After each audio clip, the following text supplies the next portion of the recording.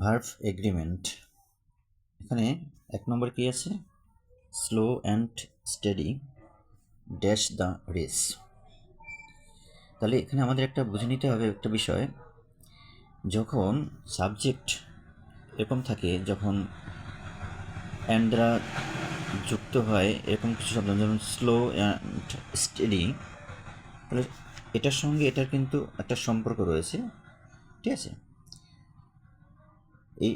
এই ধরনের যদি সাবজেক্ট থাকে, যেমন slow and steady, bread and milk, rice and curry, the horse and carriage, ঠিক আছে, সামারি অ্যান্ড সাবস্ট্যান্স, ঠিক আছে, এই ধরনের যদি সাবজেক্ট থাকে সেক্ষেত্রে আমরা সেটাকে সিঙ্গুলার সাবজেক্ট ধরে নেব।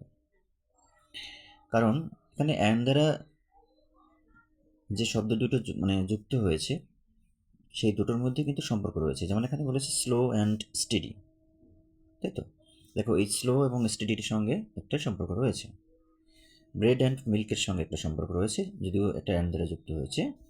রাইস অ্যান্ড কারির সঙ্গে সম্পর্ক রয়েছে, যদিও এটা অ্যান্ড দ্বারা যুক্ত হয়েছে।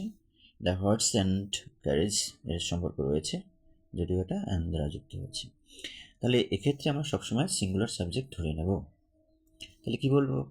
Bread and milk singular subject ধরে নেব, যার জন্য ভার্বটা সিঙ্গুলার হবে। তাহলে কী হবে? উইন্স। এখানে ভার্বটা হবে, এখানে উইন্স নেব, ঠিক আছে? স্লো অ্যান্ড স্টেডি, তাই তো? এখানে স্লো অ্যান্ড স্টেডি, তাহলে আমরা ভাবটা নেব উইন্স। তাহলে wins the race, wins the race, ঠিক আছে? এটাকে সাবজেক্টটাকে সিঙ্গুলার সাবজেক্ট ধরেছি, কারণ আমি আগেই বলেছি এই ধরনের কথা যদি থাকে তাহলে সেটাকে আমরা সিঙ্গুলার সাবজেক্ট ধরে নেব। কারণ অ্যান্ড দ্বারা যুক্ত হলো যে দুটি ওয়ার্ড থাকবে, সেই দুটি ওয়ার্ড যদি একটার সঙ্গে একটা সম্পর্কিত থাকে তাহলে আমরা সিঙ্গুলার সাবজেক্ট ধরে নেব, ঠিক আছে? তাহলে কী হবে? Slow and steady wins the race. তাহলে এখানে আছে কি ব্রেড অ্যান্ড মিল্ক, একটু আগে আমি বলেছি, তাহলে এখানে সিঙ্গুলার সাবজেক্ট ধরে নেব, তাহলে হবে is, is a wholesome. Okay, number 3 কি? Rice and curry, singular subject ধরে নেব, তাহলে এখানে কি হবে? ইজ হবে। ওকে, তাহলে rice and curry is a tasty dish, ঠিক আছে? ওকে, তারপরে 4 নম্বর কি আছে?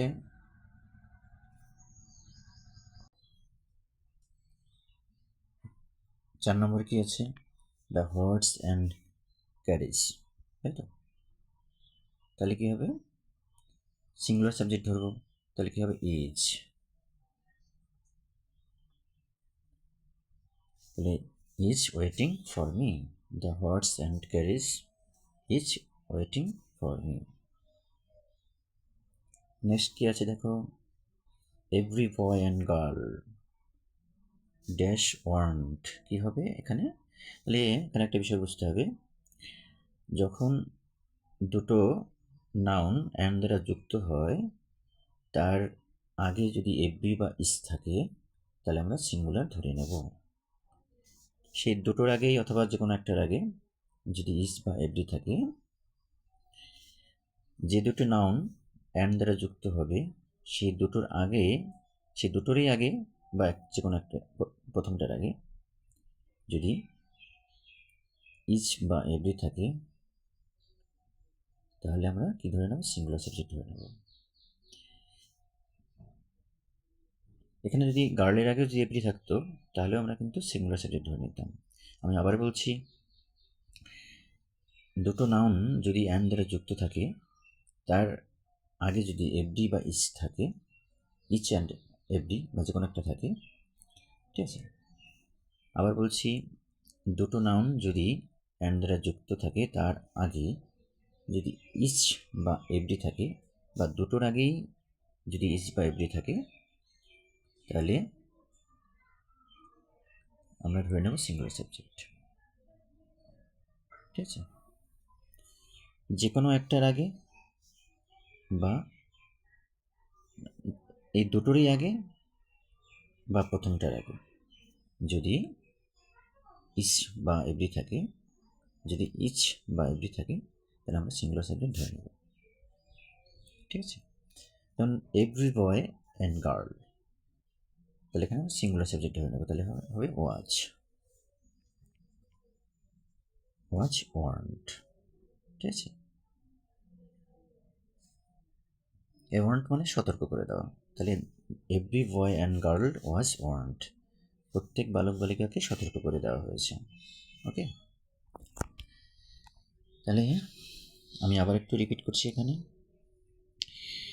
এ ধরনের নাউন যদি অ্যান্ড দ্বারা যুক্ত থাকে, তার আগে যদি এভরি থাকে বা ইস থাকে, আমরা সিঙ্গুলার সাবজেক্ট ধরে নেব, অথবা দুটোরই আগে যদি ইস বা এভরি থাকে আমরা সিঙ্গুলার সাবজেক্ট ধরে নেব। ওকে, আবার আমি প্রথম থেকে আবার বলছি, slow and steady, bread and milk, rice and curry, the horse and carriage, এই ধরনের শব্দ যদি থাকে, এই ধরনের শব্দ যদি তোমার অ্যান্ড দ্বারা যুক্ত হয়, এখানে যেমন প্রত্যেকটা ক্ষেত্রে অ্যান্ড আছে দেখো, এবং এই দুটো শব্দই কিন্তু সম্পর্কিত, একটার সঙ্গে একটা সম্পর্কিত। ঠিক আছে, এই দুটোর মধ্যে কিন্তু রিলেশন রয়েছে। স্লো অ্যান্ড স্টেডি, এখানে আছে স্লো অ্যান্ড স্টেডি, এখানে আছে ব্রেড অ্যান্ড মিল্ক, ব্রেড এবং মিল্কের মধ্যে সম্পর্ক রয়েছে। রাইস অ্যান্ড কারি, রাইস এবং কারির মধ্যে সম্পর্ক রয়েছে। The horse and carriage, carriage এর মধ্যে সম্পর্ক রয়েছে। তাহলে এই ধরনের সাবজেক্টকে আমরা সিঙ্গুলার সাবজেক্ট ধরে নেব সবসময়। ঠিক আছে, তাহলে কী হবে, তাহলে কী হবে, slow and steady wins the race. ঠিক আছে, bread and milk is a wholesome, rice and curry is a tasty dish. ঠিক আছে, the horse and carriage is waiting for me. ঠিক আছে, ইজ হয়েছে। আবার বলছি এখানে, every boy and girl was warned, আমি কেন এখানে ওয়াজ হয়েছে একটু আগেই বলেছি যে এটাকে সিঙ্গুলার সাবজেক্ট ধরা হয়েছে। যদি নাউন, যদি দুটো নাউন অ্যান্ড দ্বারা যুক্ত থাকে তার আগে এভরি বা ইস থাকে, অথবা প্রত্যেকটারই আগে যদি এভরি বা ইস থাকে, তাহলে আমরা কী ধরে নেব, সিঙ্গুলার সাবজেক্ট ধরে নেব, এটা মনে রাখতে হবে। ঠিক আছে, তাহলে সেই অনুযায়ী ভার্বটাও কিন্তু সিঙ্গুলারই হবে। আজকের এই পর্যন্ত, তোমরা ভালো থেকো। ভিডিওটি ভালো লাগলে লাইক, শেয়ার অ্যান্ড সাবস্ক্রাইব করে দিও।